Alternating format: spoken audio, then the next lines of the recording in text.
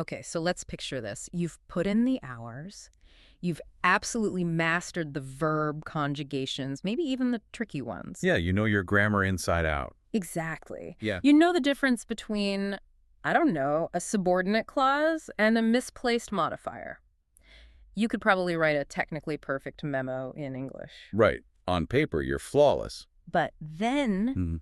you walk into a casual meeting, or maybe you're just grabbing coffee, chatting with American friends. Uh-huh. The real world. And suddenly the language just shifts. It speeds up. It gets way less formal. And like every other sentence seems to have this little coded phrase. A figure of speech, an idiom. Yeah. And it makes you feel like you completely missed the memo. Like there was an orientation class on American conversational stuff and you weren't there. It's such a common hurdle. It's Yeah. where, proficiency kind of hits a wall. A wall. Exactly. You move out of that, let's call it the academic zone of grammar and rules, and suddenly you're in this messy cultural landscape of idioms and expressions. And for advanced learners, honestly, this is often the final, maybe the biggest barrier. It's the jump between speaking English correctly You're right. and speaking it naturally, sounding like you belong in the conversation. Okay, so that's precisely what we're tackling today. Our mission, if you will, is to really break down a blueprint that's designed to help you leapfrog that exact barrier. Sound good? We're doing a deep dive into a specific resource, the instructional book and audio set called Speak English Like an American. It's by Amy Gillette. Okay, I'm familiar with that one. It's quite popular. Yeah, and this dive is really tailor-made for you, the listener, if you're that ambitious learner. You know, the one who gets that real fluency means going beyond just memorizing rules. You want to step into that native-like understanding. You got it. We're looking for the shortcut, the way to sound even better, as the book puts it. And the premise of this resource, it really cuts straight to the point, doesn't it? It sort of bypasses months of just adding random vocabulary words. So the core question we're asking, based on this material, is, what's the secret? What's the one crucial ingredient you need for really fluid, natural American English conversation?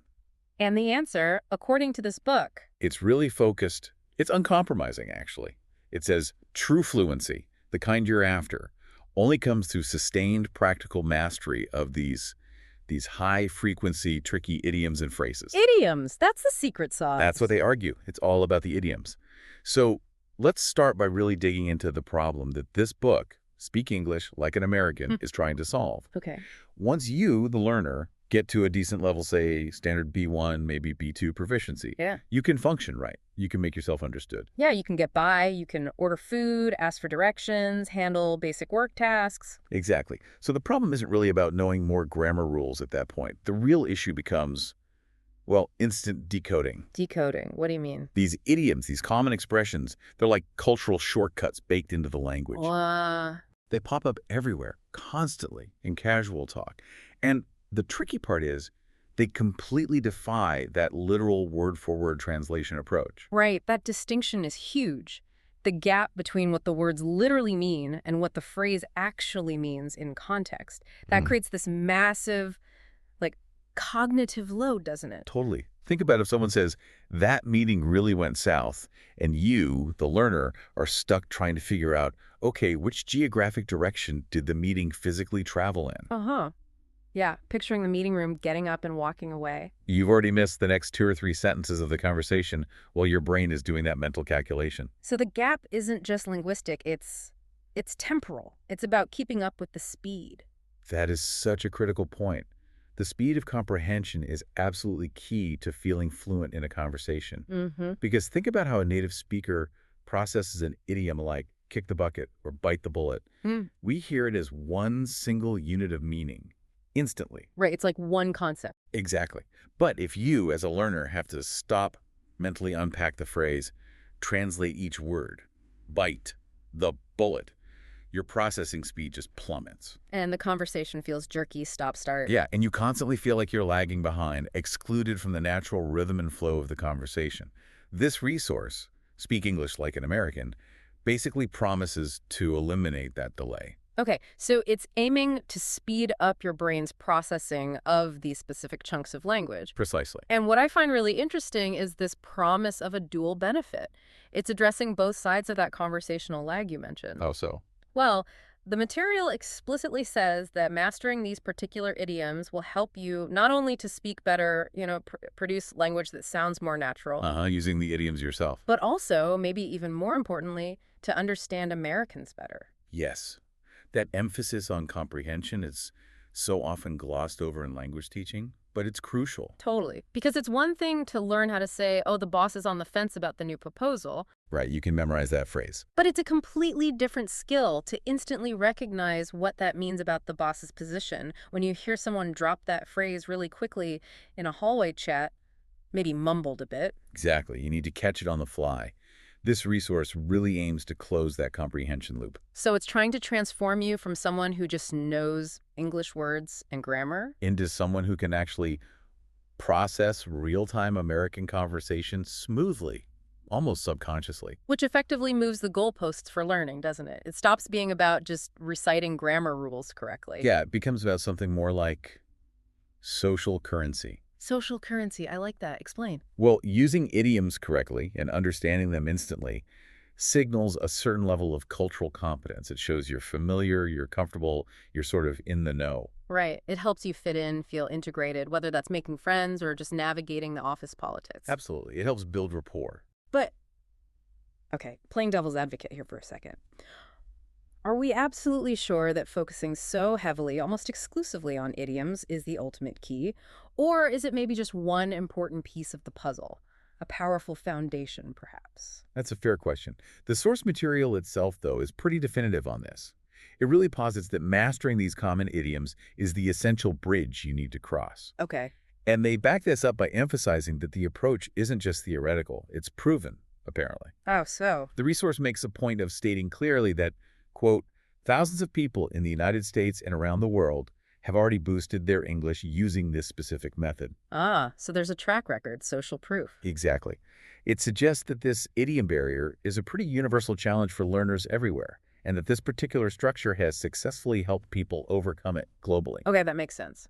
So what we're really doing is bridging that often huge gap between, say, textbook English, which can be quite formal, sometimes even a bit stilted, Yeah, nobody actually talks like that all the time. and the fast, fluid, much more informal language that Americans actually use in their daily lives, Yeah. at home, with colleagues, out and about. It's the difference between sounding like you just memorized a phrase book Mm-hmm. and sounding like you've naturally absorbed the language from being immersed in the environment. And the ultimate goal stated in the material is, well, it's pretty ambitious to truly speak like a native. That's the holy grail for many learners. And if you accept the premise that Native American English is just densely peppered with these figurative shortcuts, Which it absolutely is. Just listen closely next time. then mastering the most common ones, the high-frequency idioms, becomes, according to this book, the unavoidable, essential first step towards reaching that kind of fluency. It really is about recognizing the sheer density. If you record any two Americans talking casually for just, say, 5 minutes and then transcribe it, Mm-hmm. the number of idioms they naturally use is often staggering. Yeah, you don't even notice them when you're a native speaker. Exactly. They might say things like, let's get the ball rolling, or I'm feeling a bit under the weather. Maybe we just have to bite the bullet on this one. All common stuff. All incredibly common. And that density really demands a dedicated, focused approach to learning them, which leads us perfectly into the next part. Mm. How does this resource actually structure the learning? If idioms are the core problem. Then the methodology needs to be the calculated solution. Let's get into that. Okay, so if the big challenge is navigating this huge, often confusing territory of figurative language, these idioms, Like a sea of phrases that don't mean what they literally say. then the solution offered needs to be like a map, doesn't it? Something structured, maybe even quantitative, to guide the learner through it. Exactly. A systematic approach. So let's unpack the core methodology laid out in this Speak English, like an American Deluxe book and audio set. First off, to give the learner confidence, I notice it really details the sheer volume of material covered. Yeah, that confidence-building aspect based on quantity is definitely there. Yeah. And it's key, I think. So what are we talking about, numbers-wise? The set specifically focuses on teaching, quote, over 300 of today's most common American English idioms and phrases. Over 300. Okay, let's pause on that number like you said earlier. Why is that significant? Well, in language learning, you can know thousands and thousands of individual words, right? But true conversational utility, feeling fluent, often comes down to knowing the right words and phrases, the high-frequency ones. The ones people actually use all the time. Precisely. So by targeting over 300 common idioms, the resource is applying something like, the Pareto principle, the 80-20 rule. Focusing on the vital few expressions that probably account for the vast majority of everyday idiomatic usage in American conversation. That seems to be the strategy. It's about delivering the high-impact vocabulary right from the start. Maximum efficiency for the learner's time. Which makes sense. It stops you from wasting time learning really obscure or maybe old-fashioned phrases that nobody uses anymore. Yeah, you want the stuff you'll hear tomorrow. Okay, but just getting a list of 300 idioms, even really common ones, isn't enough to guarantee you can actually use them, right? We've all seen those huge vocabulary lists that you just forget instantly. Absolutely. A list is just data.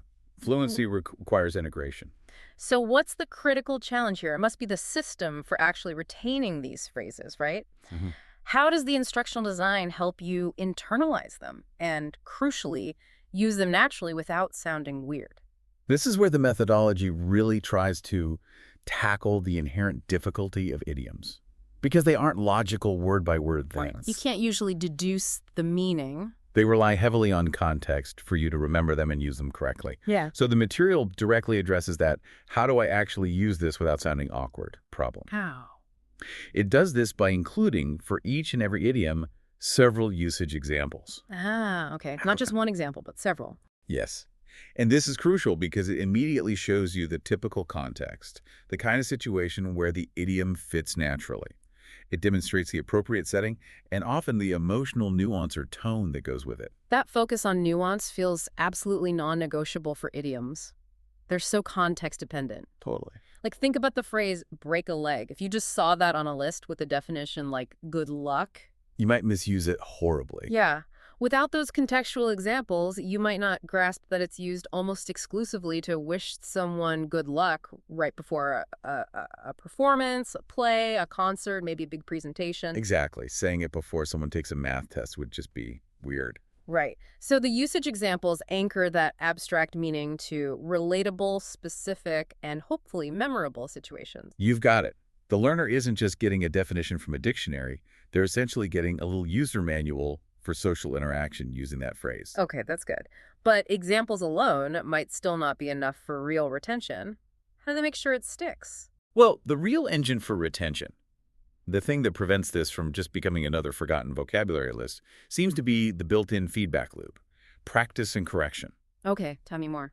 The material contains, and again I'm quoting here, dozens of exercises to reinforce the material. Dozens. So lots of practice. What kind of exercises? It seems to be a mix. Things like matching the idiom to its definition, fill in the blank sentences to practice using it in context, and what I thought was quite engaging, even crossword puzzles designed specifically around these new expressions. Oh, crossword puzzles. I love that. That's actually a brilliant way to gamify the recall process, isn't it? It really is. Because it actively prevents that passive reading problem, what some call information overload. Yeah. When you just read a list of 300 things, your brain kind of glazes over. Uh-huh.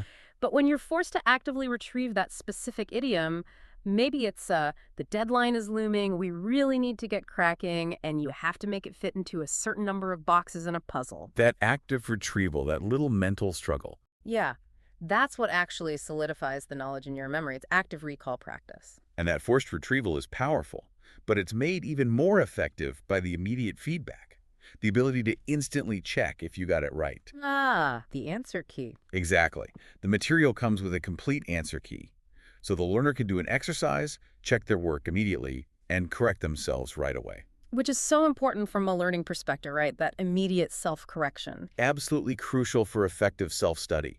It lets you solidify the correct usage and, just as importantly, it prevents you from accidentally practicing and reinforcing mistakes. Like using an idiom in slightly the wrong context or getting the phrasing just a little bit off. You catch it before it becomes a habit. Precisely. It nips those errors in the bud. Okay, so let's recap the methodology so far. We've got the sheer quantity over 300 common idioms. We've got multiple usage examples for context and nuance. And we have dozens of exercises with immediate self-correction to drive retention. That sounds pretty robust. It's a solid structure. But what really ties all this practice together, what makes it memorable and maybe even fun? There seems to be another layer to the methodology. Yes, there is. And arguably, this might be the most engaging element, the part that elevates it beyond just a dry instructional guide. It's the storytelling structure. Storytelling, how does that work? The core instruction, the presentation of these idioms and the exercises, is built around 25 lively dialogues. Okay. And these dialogues aren't just random conversations. They apparently tell a continuous, quote, entertaining story of an American family. And it even comes with illustrations to bring the characters and situations to life. An American family saga told through idioms. Sort of. Yeah. And this narrative frame is incredibly powerful from a learning science perspective. Why is that? Well, research into language acquisition consistently highlights how important context is for long-term memory, particularly narrative context stories, and also emotional connection. So learning the idiom as part of a story helps it stick better than just learning it from a list. Much better. When you encounter an idiom, let's pick one like to throw in the towel, meaning to give up. Okay. If you learn that not just as a definition on page 57, but as something that, say, the illustrated, relatable dad character in the story says during a moment of frustration or crisis. You connect it to his situation, his emotion. Exactly. The phrase gets tied to an emotional state, a specific scene, a character you've been following. It becomes anchored. So when you need to recall that phrase later, maybe in your own conversation, it acts as a retrieval cue. Precisely. You're not just trying to access a dry definition from a mental vocabulary list. You might actually access the memory of that family's story, that specific scene. And memories linked to stories and emotions are far more robust, much easier to recall, especially under the pressure of a real conversation. That makes so much sense. It shifts the learning from relying purely on rote memory, which is often inefficient, to tapping into those much more effective contextual memory pathways in the brain. It makes the learning feel more organic, less like studying. Absolutely.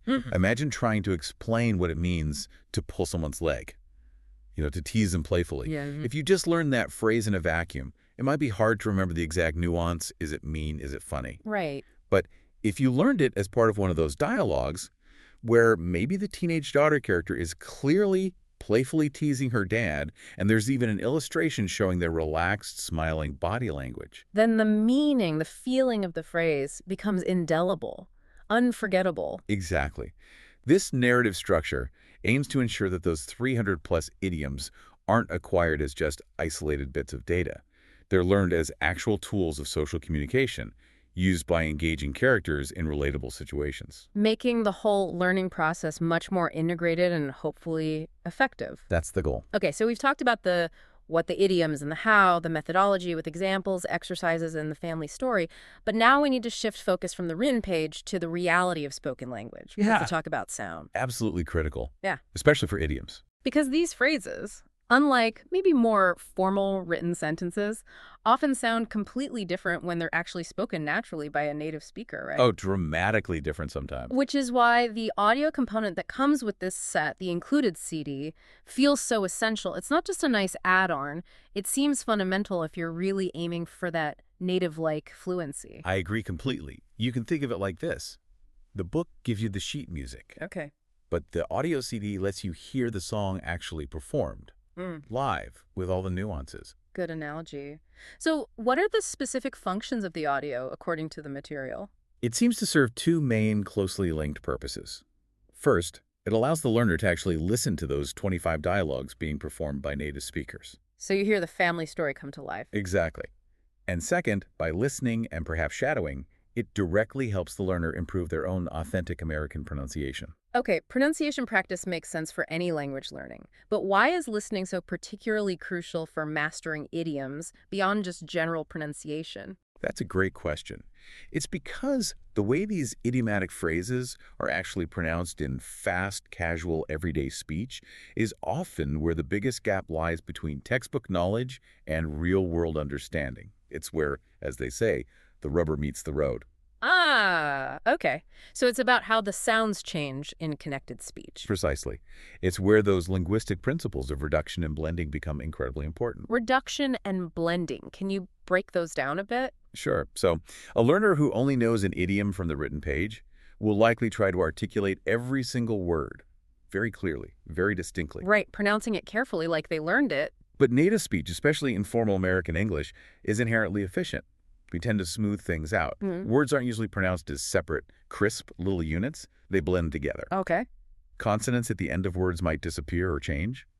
Vowels often get reduced down to simpler, quicker sounds, like the schwa sound, that little Can we give the listener a concrete example? Because I think this is where a lot of learners get tripped up. They know the phrase, but they don't hear it. Absolutely. Let's take a super common example. Not even an idiom, just the phrase going to. Okay. In very formal settings, or maybe when writing, you use going to. 3 distinct syllables. But how often do you actually hear Americans say going to in casual chat? Almost never. It becomes gonna. Exactly. It reduces to gonna. 2 syllables, blended vowel sound. Now, if you, the learner, have only ever seen going to written in your textbook and you're listening for that, You're going to completely miss gonna when a native speaker uses it at normal speed. You won't even recognize it as the same thing. right. And the exact same process happens constantly with multi-word idioms. Let's use one you mentioned earlier, get out of hand. Okay, meaning something becomes uncontrolled. Yes, written down, 4 clear words, get out of hand. But when a native speaker says this quickly, maybe stressed, things really got out of hand. What happens? The sounds blur together. The T in get might blend with the oo in out. The oof reduces to just ooh or disappears entirely. The whole phrase might come out sounding almost like one rapid unit, maybe something closer to get out a hand or even get a hand. Wow, yeah. Get a hand. That's very different from get out of hand. Totally different sound profile. The stress patterns shift. The articulation softens dramatically. And if you haven't specifically trained your ear with audio examples to hear that compressed, spoken reality. You'll miss the idiom entirely, even if you know its definition perfectly from the book. Exactly. You won't recognize it in the wild. So the audio CD is basically acting as a real-time translator. It translates the formal, written definition and spelling. Into the messy, fluid, casual spoken delivery you'll actually encounter. And presumably it also helps you practice producing that sound yourself. Yes. It helps the learner internalize the correct rhythm, the typical intonation patterns, the right cadence, the musicality needed to use these idioms without that telltale, overly careful, overly articulated sound.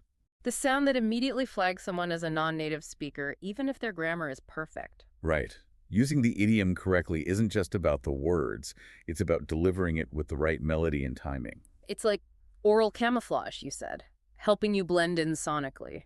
That's one way to think about it. The listening practice ensures that when you do use an idiom, your production sounds natural. It helps you fit seamlessly into the flow of the conversation. Because if you use a technically perfect idiom but deliver it with a really stiff, unnatural rhythm, the effect is kind of lost, isn't it? It can sound jarring. It can, yeah. It highlights the phrase in an awkward way. The CD aims to ensure the learner masters the musicality of American English, not just the vocabulary list. Okay, that makes the audio component sound absolutely vital. And this very practical focus on real-world spoken English seems to be validated by an expert testimonial that's highlighted in the source material itself. Yes, there's an endorsement included. It emphasizes how relevant this material is specifically for modern, everyday conversation. That's right. The endorsement comes from a Dr. Vladimir Milnikov, who is identified as an ESL instructor down in Monterey, California. So someone with practical experience teaching English. And what does Dr. Milnikov say? He specifically states that this book, Speak English Like an American, serves as, quote, a great support for those who want to master contemporary conversational English. Okay, we really need to pause and highlight his choice of words there. Contemporary conversational English. Yes, that word contemporary is doing a lot of work. It's a huge reassurance for you, the learner, isn't it? It strongly implies that the 300-plus idioms and phrases included in the book aren't like dusty relics from the 1950s that no one uses anymore. Right. It suggests they are active, current vocabulary. These are the phrases you are likely to actually encounter today. You know, listening to a podcast, watching TV, scrolling through social media, or just chatting with colleagues at work. That perceived relevance is vital for building learner confidence, isn't it? Knowing you're learning stuff that will actually help you navigate modern American culture right now. Absolutely. It connects all the dots we've discussed so far. How so? Well, you have the high-frequency idioms selected for relevance. You have the narrative context of the family story helping you remember them. And now you have the audio component ensuring you can recognize and produce them naturally the way they're used in contemporary speech. The whole system seems designed to systematically move the learner out of that safe, predictable, often outdated academic bubble. And push them into the fast-flowing, sometimes unpredictable current of everyday American conversation. Yeah. It seems geared towards preparing you not just for an English test, but for actually living your life using the language effectively. Okay, this next part brings everything together in a really cool way. It's actually my absolute favorite piece of evidence suggesting that this resource, Speak English Like an American, really hits the mark. Oh yeah, what is it? It's the short, punchy review quote that's apparently used in the marketing material for the book itself. Ah, okay. A testimonial from a publication. Exactly. But what's brilliant about it is that it's this moment of pure, meta-analysis. The reviewer, which is the Norwalk Hour newspaper, Okay. they instinctively use the exact type of language the book teaches in order to persuade you, the reader, to buy the book. Uh-huh. That's clever. Using the product to sell the product. Totally. It's compelling, it's kind of humorous, and honestly, it's like a tiny little masterclass in idiomatic fluency packed into just a couple of sentences. It really is the ultimate proof of concept, isn't it? If the reviewer naturally reaches for these idioms to make their point effectively. It shows that's how fluent speakers actually communicate. Exactly. The reviewer didn't just write, this book is a valuable and affordable resource for studying common phrases. That sounds so flat. So boring. Instead, they used the lively, informal language that the source material itself champions. And by doing so, they created a much more persuasive, more relatable, more American-sounding endorsement. Okay, let's really break this quote down, because when you look closely, it's just packed. It perfectly demonstrates that density of idiomatic language we were talking about earlier. Yeah, how quickly native speakers deploy them. So let's read the quote again, nice and slow, and then we'll pull apart each idiom one by one. This is great for you, the listener, offering those specific, tangible examples. The quote is, "This book doesn't cost an arm and a leg, so for heaven's sake, foot the bill, hit the books, and have a blast. It's all the rage." Wow. Okay, count them up. 1, 2, 3, 4, 5 idioms. Right there. In basically 2 sentences. 5 common idioms. Okay, let's start at the beginning with the financial assessment. This book doesn't cost an arm and a leg. Right. This is probably one of the most common ways Americans talk about price or value, especially when saying something isn't expensive. Yeah, you hear it all the time. Now, if you, the learner, try to translate that literally, costing limbs, the image is grotesque and makes 0 sense in relation to price. Yeah, definitely not. But idiomatically, the meaning is instant for a native speaker. It's not expensive. It's reasonably priced, affordable. The phrase itself uses this extreme, almost absurd exaggeration, an arm and a leg, to actually minimize the perceived cost. And using it immediately sets this informal, friendly, conversational tone for the whole review, doesn't it? Absolutely. It signals, hey, I'm talking to you like a real person, not giving you a formal report. Okay, so that sets the stage. The book is accessible, it's affordable, which leads the reviewer to inject this classic, slightly exasperated but friendly emotional push. So for heaven's sake, Yes, for heaven's sake. what's the cultural weight or function of a phrase like that? It doesn't really add information, does it? Not literal information, no. It's almost pure conversational filler, but filler that carries enormous emotional weight. It's an exclamation. Expressing what? Usually some kind of mild exasperation or maybe urgency or just strong emphasis. It's like saying, come on already, or seriously. In this context, it's clearly a strong recommendation, implying something like, given that it's so affordable and useful, why haven't you gotten it yet? Don't delay, just do it. Right. It adds that little nudge, and it's exactly the kind of phrase that really lubricates natural social speech. Totally. And omitting those little emotive phrases is often what makes learner speech sound a bit robotic or unnatural. They are the flavor, the spice of conversation. Okay, so it's cheap, so come on. Then we get to the direct instruction, the call to action. But again, it's phrased idiomatically. Foot the bill. Exactly. Now, the literal meaning is simply pay the cost. You could say pay for it. But foot the bill sounds different, doesn't it? It does. It carries a slightly different conversational register. It often implies taking on the financial responsibility for something, maybe covering an expense that could be seen as optional, or maybe even something others might share. Saying pay the cost feels very direct, almost clinical. Whereas foot the bill sounds a bit more human, more casual maybe. Yeah, more conversational. It fits perfectly into the friendly, informal, persuasive tone of the review. Since it's not much, go ahead. You foot the bill for this. Okay, and once you've done that, once you've bought the book, footed the bill, the reviewer gives the next logical instruction for any dedicated student. You need to hit the books. Another classic. And this one really exemplifies how figurative language can completely replace the literal action in everyday speech. Because if you told someone to literally hit a book, You'd be suggesting violence towards literature. Not good. right. But when you tell a student or yourself to hit the books, everyone understands immediately.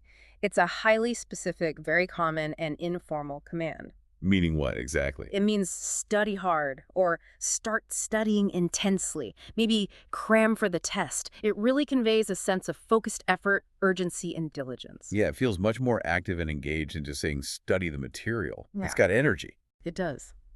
Okay, time to hit the books. And then finally, tying the whole recommendation together, giving it that crucial stamp of current relevance and popularity, is the final idiom. It's all the rage. Yes. This is a definitive statement about the book's popularity or cultural currency at the time the review was written. Meaning? It means it's extremely popular right now. It's highly fashionable, maybe trendy, something that's being widely discussed or adopted. Think of a hit song, a new fashion trend, or in this case, a popular book. So including this phrase does two things, right? It recommends the book, obviously, but it also subtly confirms that the reviewer sees the book itself as being a topic of contemporary relevance. Exactly. It mirrors the very goal of the instructional material mastering contemporary English. It's the ultimate validation. The reviewer is implying that the kind of people this book targets, people wanting to sound current, are actually talking about this book using the very idioms the book promises to teach them. It's brilliant. That one dense little review is just a perfect, real-world demonstration of what idiomatic fluency looks like in action. It proves the point beautifully.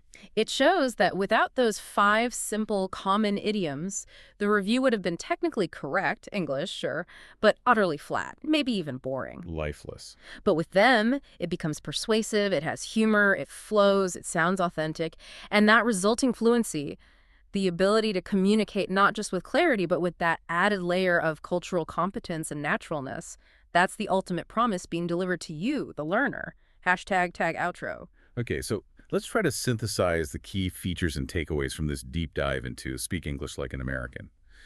The core blueprint for achieving conversational success, according to this resource, really focuses intensely on filling that gap often left by traditional grammar instruction. Right. It argues that real fluency isn't unlocked just by perfecting sentence structure. No. Instead, it's unlocked by deliberately conquering the contextual challenge posed by high-frequency idioms and common expressions. That's the key hurdle. And the resource itself offers a pretty powerful, structured, and quantifiable method to help learners do just that. Yeah, it delivers that core content, over 300 essential expressions identified as common and contemporary. And critically, it reinforces that content through multiple layers, those extensive usage examples to show context. Dozens of structured exercises, including things like crossword puzzles for active recall, plus that all-important immediate feedback via the answer key. And it contextualizes everything vividly through that engaging narrative frame, the ongoing story of the American family in the dialogues, complete with illustrations. Making it much more memorable and relatable than just a list. And fundamentally, we can't forget the audio CD component. That seems to be the engine that really transforms passive knowledge into active application. Absolutely. It ensures you, the learner, master not just the definition of the idiom, but the authentic American pronunciation, including those crucial aspects of natural speech like reduction and blending. and the characteristic rhythm and intonation required for truly contemporary conversational English. It's designed to bridge that gap between the slower, clearer pace of a classroom. And the unpredictable speed and sound of a real-life American conversation. So using this method provides you with a really robust foundation. Mastering those core 300 or so phrases should give you the confidence to navigate a huge range of everyday conversation. It gets you solidly in the game. But, and this is important, the key to maintaining that fluency long-term, to really staying current, is always going to be critical curiosity. Recognizing that language, especially informal spoken language, is never static. It's constantly evolving. That's such a good point. What's common today might sound dated in 5 years. New phrases pop up all the time. Exactly. So the book gives you the foundation, but you need to keep listening, keep noticing. Precisely. So if the ultimate goal is to consistently speak like a native who sounds current and aware, And if we accept that native speech relies heavily on these constantly shifting figures of speech, then here's our final thought, our provocation for you, the dedicated learner listening right now. Okay, you've potentially mastered the foundational 300 high-frequency idioms from a resource like this. What's next? Where do you go from there to stay truly current? What are, say, the next three essential, maybe slightly less obvious idioms or slang terms, the ones that are rapidly emerging, perhaps bubbling up in online culture, social media, or specific communities that you should immediately try to seek out, understand, and maybe even master? Hmm, that's a challenge. Thinking about the current cultural lexicon. Yeah, think about phrases you might be hearing now. Maybe things like main character energy. Okay, yeah, that's definitely one. Or maybe something like no cap. No cap, good one. Or maybe the ability to read the room. That feels crucial. Definitely. Those represent the next layer, don't they? The constantly refreshing vocabulary that keeps your English sounding absolutely contemporary. And keeps your conversation completely fluid and natural so the journey doesn't end with the book. Never does with language. Keep listening actively, keep analyzing what you hear, and keep diving deep into the fascinating, ever-shifting landscape of real spoken English.